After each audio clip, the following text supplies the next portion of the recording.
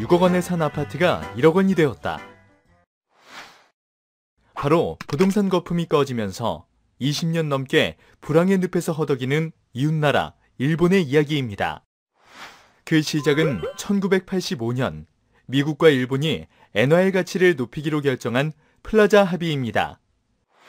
전후 급격한 성장을 이룩한 일본의 GDP는 미국 GDP의 절반에 육박했습니다. 미국의 패권을 위협할 정도로 성장한 일본을 견제하기 위해서 엔고를 유도했다는 음모론도 존재하지만 아무튼 플라자 합의에 따라 1달러 259엔이었던 환율은 이듬해 150엔까지 절상됐습니다. 플라자 합의 이전에 비해 달러당 100엔의 손해를 보게 된 일본의 수출업체들은 그야말로 지옥이 따로 없었죠. 돈이 돌지 않게 되면서 불황의 나락으로 떨어지게 된 일본이 꺼내든 마법의 카드는 금리 인하였습니다. 시중에 돈을 풀어 경기 부양을 꾀한 것이죠. 시중금리를 절반으로 낮추자 자금이 궁색했던 기업들은 앞다투어 돈을 빌리기 시작했습니다. 하지만 기업에 빌린 돈이 향한 곳은 가장 안전한 투자처, 부동산이었습니다. 수요가 늘자 부동산 가격이 뛰기 시작했는데 때마침 등장한 슬로건이 있었습니다. 바로 내 집 마련이었죠. 서민들에게도 대출의 문이 활짝 열린 것입니다. 저금리 50년 장기대출 상품도 이때 등장했습니다. 이미 너무 높아져 버린 도심의 부동산 가격 탓에 서민들의 내 집 마련 욕심은 외곽으로 번져나갔습니다. 온 나라가 부동산 열풍에 휩싸이며 플라자 합의 이후 불과 4년 만인 1989년 일본의 국토를 팔면 미국 본토를 4번이나 살 수 있을 정도로 부동산 가격은 비정상적으로 치솟았지만 아무도 의문을 품는 사람은 없었습니다.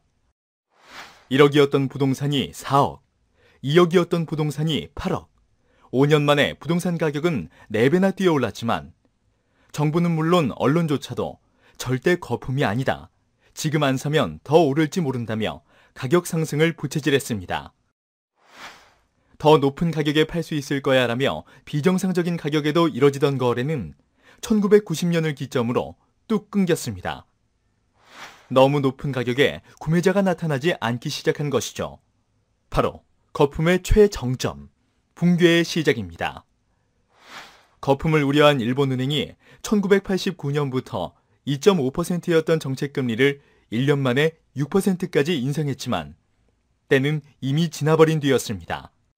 오히려 급격한 금리 인상 탓에 부동산 시장이 얼어붙으며 6억 원에 산 아파트는 금리 인상 3년 만에 1억 원까지 폭락하고 말았습니다.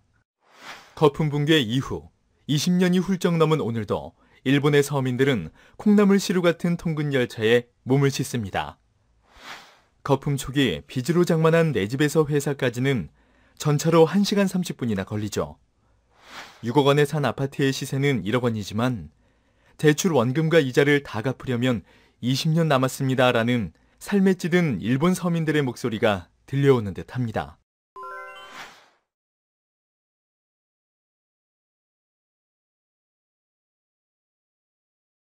프레스맨 TV